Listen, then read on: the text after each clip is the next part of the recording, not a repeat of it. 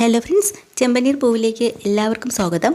അങ്ങനെ നമ്മുടെ ബീരാനിക്ക മണ്ഡപത്തിൽ ഓടിച്ചാടി നടക്കാട്ടോ, എല്ലാ കാര്യങ്ങളും നോക്കിയും കണ്ടുമൊക്കെ. അശോകൻ വന്ന് പറയുന്നുണ്ട്, എന്തിനാണ് ഇങ്ങനെ കിടന്ന് വെപ്രാളം പിടിക്കണേ? അതെ, നമ്മുടെ വീട്ടിലെ കൊച്ചിൻ്റെ കല്യാണമല്ലേ, ഞാൻ തന്നെ ഓടി നടക്കണമെന്ന് എൻ്റെ ആഗ്രഹം. അതൊക്കെ നോക്കിയും കണ്ട് നടത്തേണ്ട നമ്മുടെ ആവശ്യമല്ലേ, അതുകൊണ്ടാണ്. പിന്നെ ഈ വരുന്നവരെയൊക്കെ ഓരോരുത്തരായിട്ട് സ്വീകരിക്കണ്ടേ എന്നൊക്കെ ഇങ്ങനെ ബീരാനിക്ക പറയാട്ടോ. അങ്ങനെയൊക്കെ വരുന്ന ആൾക്കാരെ എല്ലാം സ്വീകരിച്ചും അവരോട് സംസാരിച്ചും ഓരോരുത്തർ ഓടി നടക്കുന്ന ഓരോ കാര്യങ്ങൾ നോക്കുകയാണ്. ആ സമയത്താണ് പെട്ടെന്ന് തന്നെ നമ്മുടെ അശോകൻ ഇങ്ങനെ നോക്കുമ്പോൾ സച്ചിയും ഫാമിലിയൊക്കെ വരികയാണ് കേട്ടോ. വന്ന ഉടനെ തന്നെ ചന്ദ്രയോട് സച്ചിയുടെ അച്ഛൻ പറയാണ്, അതെ നമ്മൾ വന്നത് കുറച്ച് താമസിച്ചു പോയി, ഇത്തിരി നേരത്തെ വരേണ്ടതായിരുന്നു, ആളുകളൊക്കെ വന്നല്ലോ. ചന്ദ്രയ്ക്ക് ദേഷ്യം വന്നിട്ട് ചോദിക്കുന്നുണ്ട്, ഓ പിന്നെ താമസിച്ചു പോയി, എന്നാൽ പിന്നെ നിങ്ങൾ ഇന്നലെ രാത്രി ഇവിടെ വരാഞ്ഞ എന്താ? എടി, അവൻ എൻ്റെ വേണ്ടപ്പെട്ട ഒരാളല്ലേ, അവൻ്റെ മോളുടെ ആവശ്യത്തിന് നമ്മളൊക്കെ തന്നെയല്ലേ നിന്ന് ചെയ്യേണ്ടതെന്ന് പറയാം. അപ്പോഴാണ് അശോകൻ അങ്ങോട്ട് വരുന്നത് കേട്ടോ. പിന്നെ നിങ്ങളെന്തേ താമസിച്ചതെന്ന് ചോദിക്കുമ്പോൾ അയാൾ പറയുന്നുണ്ട്, ഇവരൊക്കെ മേക്കപ്പ് ഇട്ട് ഇറങ്ങി വരാൻ തന്നെ കുറേ സമയം എടുക്കില്ലേ, കല്യാണം പെണ്ണിനേക്കാളും ഒരുക്കമാണല്ലോ കല്യാണത്തിന് കൂടാൻ വരുന്ന പെണ്ണുങ്ങൾക്ക് എന്നൊക്കെ പറഞ്ഞ് ചന്ദ്രയെ നോക്കി കളിയാക്കാട്ടോ. അത് കഴിഞ്ഞ് സച്ചിയും രേവതിയും ഒക്കെ അകത്തേക്ക് കയറുകയാണ് കേട്ടോ. അലങ്കരിച്ചിരിക്കുന്നതും ഒക്കെ അടിപൊളിയായിട്ടുണ്ട്. അപ്പോൾ രേവതി ചോദിക്കുന്നുണ്ട്, അച്ഛാ ഇവിടെ എങ്ങനെയുണ്ട്, ഞാൻ എൻ്റെ ഡെക്കറേഷനൊക്കെ സൂപ്പറായിട്ടുണ്ട് മോളെ, അടിപൊളിയായിരിക്കണമെന്ന് പറയാം. എന്നിട്ട് പെട്ടെന്ന് സച്ചിക്കും രേവതിക്കും ഒക്കെ വല്ലാത്തൊരു അഭിമാനം തോന്നുകയാണ്. അശോകൻ വന്ന് ആ രണ്ട് കൈകളും പിടിച്ചിട്ട് പറയാം, എൻ്റെ മോളുടെ ജീവിതം ഇതുപോലെ നല്ലൊരു അവസ്ഥയിലും ഇങ്ങനൊരു കല്യാണം കൂടാൻ നമുക്ക് പറ്റിയതും ഒക്കെ സച്ചിയും രേവതിയും കാരണമാണ്, എനിക്കൊരിക്കലും മറക്കാനാവില്ല. അതൊന്നും സാരമില്ല, അതൊക്കെ അവിടെ കടമ കൂടെയല്ലേ എന്ന് സച്ചിയുടെ അച്ഛൻ പറയാണ് കേട്ടോ. അപ്പോൾ അതൊക്കെ കഴിയുമ്പോൾ ഇതൊക്കെ കണ്ടിട്ട് നമ്മുടെ ചന്ദ്രയ്ക്കൊന്നും അത്ര ഇഷ്ടപ്പെടുന്നില്ല. കാരണം സച്ചിയും രേവതിയും പുകഴ്ത്തി പറയുന്ന ഇഷ്ടമാവില്ലല്ലോ. പെട്ടെന്ന് തന്നെ രേവതി സച്ചിയെ വിളിച്ച് അകത്തേക്ക് കൊണ്ടുപോയിട്ട്, ആ സച്ചിയുടെ ഞാനൊരു കാര്യം കാണിച്ചു തരാം. അങ്ങനെ കല്യാണം നടക്കുന്ന ആ മണ്ഡപത്തിലേക്ക് കൊണ്ടുപോകാട്ടോ. ആ മണ്ഡപം നോക്കുമ്പോഴത്തേക്കിനും അകത്ത് കയറി താലി കെട്ടുന്നിരിക്കുന്ന മണ്ഡപത്തിൽ സച്ചി കാണുമ്പോൾ തന്നെ അത്ഭുതം തോന്നുന്നുണ്ട് കേട്ടോ. ഇതൊക്കെ നീ തന്നെയാണ് ഒടി ചെയ്തത്, എത്ര ഭംഗിയായിരിക്കണമെന്ന് ചോദിക്കാം കേട്ടോ. അപ്പോൾ രേവതിക്ക് നല്ല ഒരു സന്തോഷം തോന്നുന്നുണ്ട്. ഞാൻ തന്നെയാണ് ചെയ്തത്, പിന്നെ എൻ്റെ കൂടെ വേറെ ആളുകളും ഉണ്ട്, പക്ഷേ അവിടെ ഇവിടെയൊക്കെ കുറച്ച് പൂ കുറഞ്ഞിട്ടുണ്ടോ എന്നൊരു സംശയമുണ്ട് സച്ചിയേട്ടാ. ഞാൻ അവരെ വിളിച്ച് പറഞ്ഞ് കുറച്ച് പൂവിടെ കൊണ്ടുവന്നാലോ? അതിൻ്റെ ഒന്നും ആവശ്യമില്ല, നമുക്ക് ഇത് തന്നെ മതി, ധാരാളം.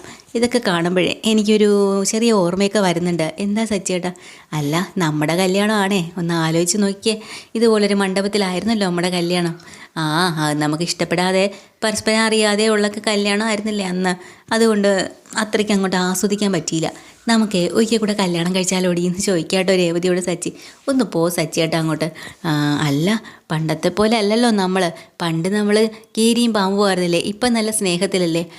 അതുകൊണ്ടാണ് ഞാൻ പറഞ്ഞത്, ഇനിയിപ്പോൾ കല്യാണത്തിൻ്റെ ആവശ്യമൊന്നുമില്ല, നമ്മൾ പരസ്പരം സ്നേഹിച്ച് തുടങ്ങിയില്ലേ, പിന്നെ എന്താ?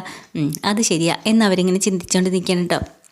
ഇതിനിടയ്ക്ക് ബിരിയാണിക്ക് ചെന്ന് പെൺകുട്ടിയുടെ അടുത്തേക്ക് ചെല്ലാണ് കേട്ടോ. അവിടെ മേക്കപ്പ് ചെയ്യാനായിട്ട് ആൾ വന്നിട്ടുണ്ടോ എന്നൊക്കെ നോക്കുകയാണ്. അപ്പോൾ നമ്മൾ അശോകൻ പറയാണ്, അല്ല അവരടുത്ത് ഞങ്ങൾ പറഞ്ഞിട്ടുണ്ട്, അവരിപ്പം തന്നെ വരും. അല്ല, ഓരോരുത്തരും കല്യാണ മണ്ഡപത്തിൽ കല്യാണം ആവാറായാലും മേക്കപ്പ് തീരില്ല, അതുകൊണ്ടാണ് ഞാൻ ഓടി ഇവിടെ വന്നത് കേട്ടോ. എന്തായാലും ഭാഗ്യമായി, ഏകദേശമൊക്കെ കൊച്ചു ഒരുങ്ങിയിട്ടുണ്ടല്ലോ, ഇനി മേക്കപ്പ് മാത്രമേ ഉള്ളൂ അങ്ങനെ പറഞ്ഞപ്പോഴാണ് ശ്രുതിയൊക്കെ വരുന്നത് കേട്ടോ. അപ്പോൾ നമ്മൾ ശ്രുതിയാണല്ലോ ഒരുക്കുന്നത്. അപ്പോൾ ശ്രുതി പെട്ടെന്ന് അവരോട് അച്ഛനൊക്കെ പറയുന്നുണ്ട്, കൊച്ചിന് എത്രയും വേഗം മേക്കപ്പൊക്കെ ഇടണം, പെട്ടെന്ന് വരാൻ. അപ്പോഴാണ് നമ്മൾ ശ്രീകാന്തിന് വർഷയ്ക്കും ഒരു ട്രിപ്പ് ഉണ്ടല്ലോ, അവർ പറയുന്നത് കല്യാണം കഴിഞ്ഞ ഉടനെ ഞങ്ങളങ്ങ് പോകും കേട്ടോ. ശരി, എന്നാൽ പിന്നെ അത് നടക്കട്ടെ എന്നിങ്ങനെ അവരും പറയാണ്.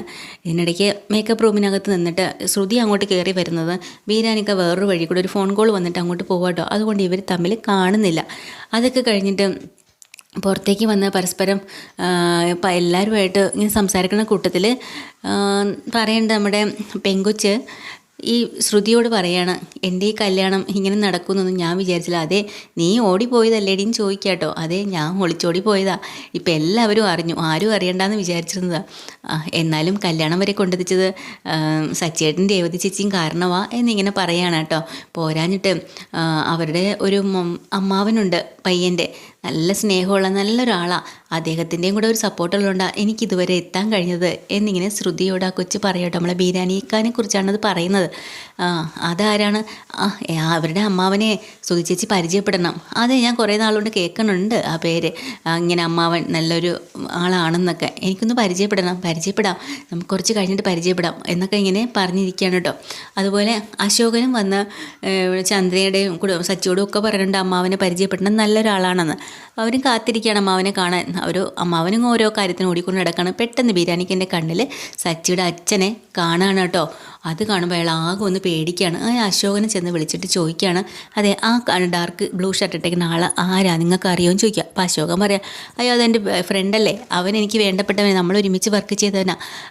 ഇവരാ ഈ കല്യാണത്തിൻ്റെ എല്ലാ കാര്യങ്ങളും നടത്തി തന്നത്, അറിയോ? ഇവരാണോ? അതെ. അപ്പോൾ സച്ചിൻ രേവതി അങ്ങോട്ട് വരിക കേട്ടോ. അയ്യോ സച്ചിൻ രേവതിയോ, ഈശ്വര കുടുംബം മൊത്തം ഉണ്ടല്ലോ ദൈവമേ എന്നിങ്ങനെ പറഞ്ഞ് നമ്മൾ ബീരാനിക്ക പേടിക്കുക കേട്ടോ. അപ്പോൾ അശോകൻ ചോദിക്കുന്നുണ്ട്, നിങ്ങൾക്ക് അറിയോ രവിയൊക്കെ അറിയുമെന്ന് ചോദിക്കട്ടുണ്ട്. ഇല്ല എനിക്ക് അറിയില്ല, പക്ഷേ അയാളെ എവിടെ കണ്ടതുപോലെ തോന്നുന്നുണ്ട് രവീന്ദ്രൻ പറയാം കേട്ടോ. അതൊക്കെ കഴിഞ്ഞിട്ട് നമുക്കൊന്ന് പരിചയപ്പെടണമല്ലോ, നിങ്ങൾ വാ എന്ന് പറയാം. അല്ല അത് ഞാൻ പിന്നെ പരിചയപ്പെട്ടോളാം, അത് അവിടെ ആഹാരം വയ്ക്കുന്നിടത്ത് വാഴയിലയുടെ കുറവുണ്ടെന്ന് പറയുന്നുണ്ട്, ഞാൻ ഒന്ന് പരിഹരിച്ചിട്ട് വരാമെന്ന് പറയാൻ അവിടെ നിന്ന് മാറും കേട്ടോ. എന്നിട്ട് ബിരിയാണിക്ക് പെട്ടെന്ന് ഇവരുടെ കൂട്ടത്തിൽ ശ്രുതിയെ കണ്ടില്ലല്ലോ, അവളെ എന്തായാലും ഒന്ന് വിളിച്ച് പറഞ്ഞേക്കാം ഇങ്ങനൊരു സംഭവം ഉണ്ടെന്ന് എന്നും പറഞ്ഞ് ശ്രുതിനെ ഫോണിൽ വിളിക്കാം കേട്ടോ. പക്ഷേ ശ്രുതിയാണെങ്കിൽ മേക്കപ്പ് ചെയ്തുകൊണ്ടിരിക്കുന്നത് കൊണ്ട് കോള് വരുമ്പോൾ അത് നോക്കുമ്പോഴത്തേക്കും ബിരിയാണിക്ക ഇയാളെന്തിനാണ് ഈ സമയത്ത് വിളിക്കണത്, ഇപ്പോൾ വിളിച്ച് എന്തെങ്കിലും പുലിവാലായിരിക്കും, വേണ്ട എടുക്കണ്ട എന്നും പറഞ്ഞ് ഫോൺ എടുക്കണില്ല. ബിരിയാണിക്ക് ആകെ ടെൻഷനായി. ഈശ്വര അവൾ ഫോണും എടുക്കുന്നില്ല, ഇവിടുന്ന് എങ്ങനെ സ്കൂട്ടാവാൻ പറ്റും, ഇനിയിപ്പം മനസ്സമാധാനത്തോടെ ഈ കല്യാണം കൂടാൻ പറ്റുമെന്ന് എനിക്ക് തോന്നണില്ലല്ലോ ദൈവമേ എന്ന് പറഞ്ഞ് സങ്കടപ്പെട്ട് നിൽക്കേട്ടോ. എപ്പിസോഡിൽ ഡീറ്റെയിൽഡ് എപ്പിസോഡ് വീണ്ടും വരാം. ചാനൽ ഇഷ്ടമായി ലൈക്ക് ചെയ്യുക, സബ്സ്ക്രൈബ് ചെയ്യുക. താങ്ക്